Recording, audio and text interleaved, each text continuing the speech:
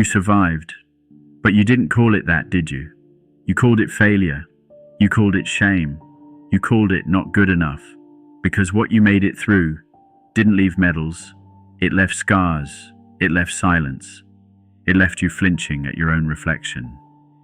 You survived the kind of ending that doesn't announce itself, that arrives quiet, dressed as normal, and devours everything while pretending to love you. But you're still here. You wear your survival like an apology, as if breathing today means you owe the world an explanation, as if breaking down was a crime and putting yourself back together was some sort of sin.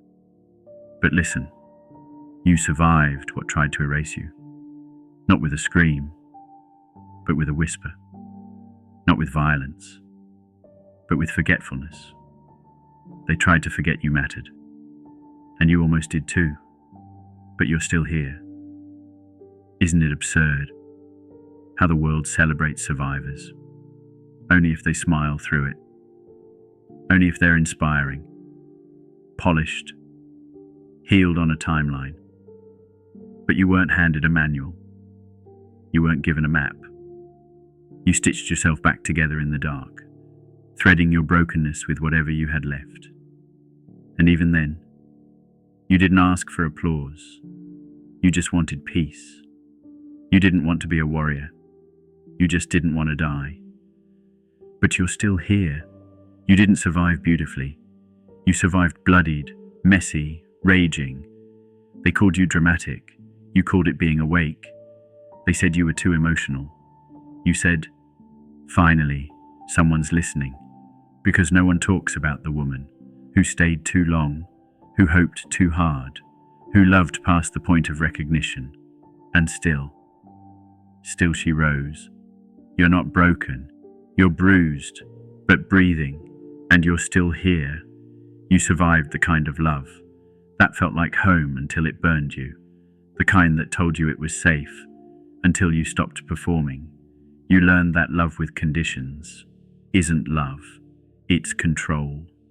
You learned that real love doesn't erase you to keep you, and maybe now you're still tender, still guarded.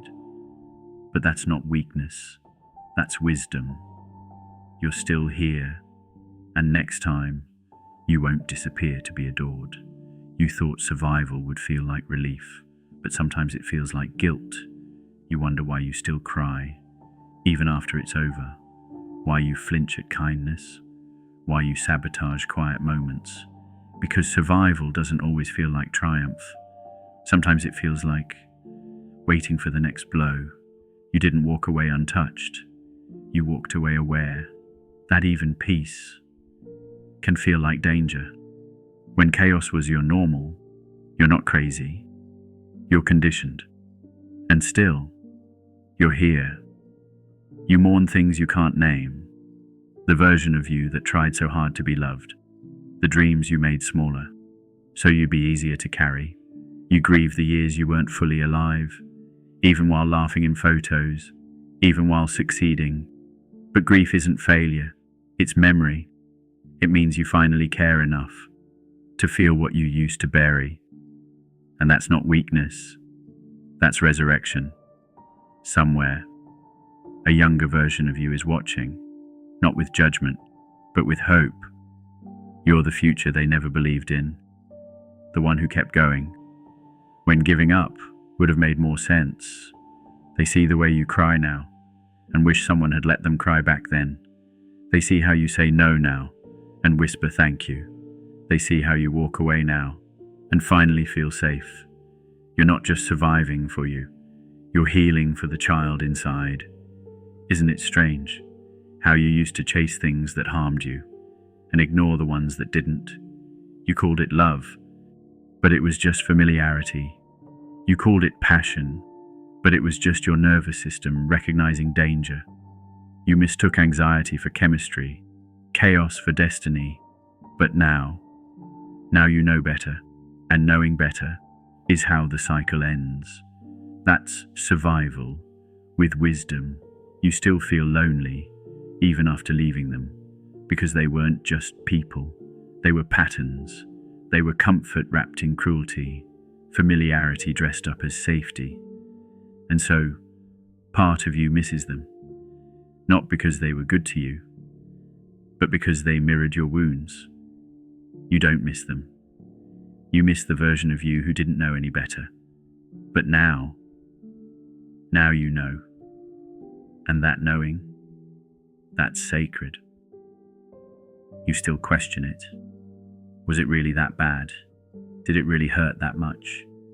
You gaslight yourself better than they ever did, because denial feels safer than truth. But survival makes you forget. Pain leaves quietly, then echoes forever. And sometimes you want to go back, not because you miss them, but because at least then you understood the rules. But there are no rules now, just you and your truth, unfolding without apology. The people who hurt you, they don't lose sleep over it, they move on. While you replay the moment they said, "You're too sensitive." But sensitivity saved you. It warned you when the smile didn't match the tone. When love turned cold. When "I'm fine" hit 1,000 knives. You weren't too sensitive. You were too awake in a world that prefers you numb. But you're not numb now. You're alive. You survived with no one clapping, no audience, no rescue. Just you, and the quiet decision to keep breathing. You became your own home, your own shelter.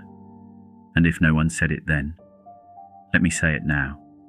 I see you, not just for surviving, but for still choosing softness, still choosing beauty, still choosing to believe that something better is possible. You know what's absurd? You turned your breakdown into a blueprint. You turned your grief into a garden. They told you you'd never be the same, and you weren't. You became wiser, sharper, more honest, less willing to be swallowed. You stopped shrinking to fit their comfort. Now your very existence is confrontation, and your presence is protest, and you stopped chasing love. So because you realized what they gave you was never actually love. It was approval wrapped in control. It was acceptance with terms and conditions. You stopped begging and started blooming. And no, it didn't come easy. It came through nights you didn't think you'd survive. But now, you know the difference between love that fills and love that drains. And that knowing, that's why you're still here. There's a moment when survival turns into sovereignty, not loudly, not in a way anyone else will notice, but in a whisper, a quiet knowing, a breath where panic used to live. You don't perform anymore. You don't chase peace. You embody it. You don't prove your worth. You remember it. And you realize you were never meant to be consumed. You were meant to become. You survived. But now it's time to live. You're allowed to laugh again, to trust again, to take up space in your own skin. You're allowed to fall in love, not with another fixer-upper, but with someone who meets you in your wholeness. Or maybe just with yourself. The child inside you deserves to feel what safety actually is, not the illusion of it, but the embodiment, and you are the one who gives that now. You survived what was meant to end you. And that survival, it wasn't weakness, it was intelligence, it was instinct, it was divine rebellion. They tried to reduce you to a wound, but you turned your scar into a lantern. And now, you walk others home. You don't rush your healing. You respect it. You don't explain your growth. You protect it. And one day, you'll look in the mirror and realize you didn't just survive. You remembered who you were before they tried to erase you. And that was the most dangerous thing you ever did, and the most beautiful.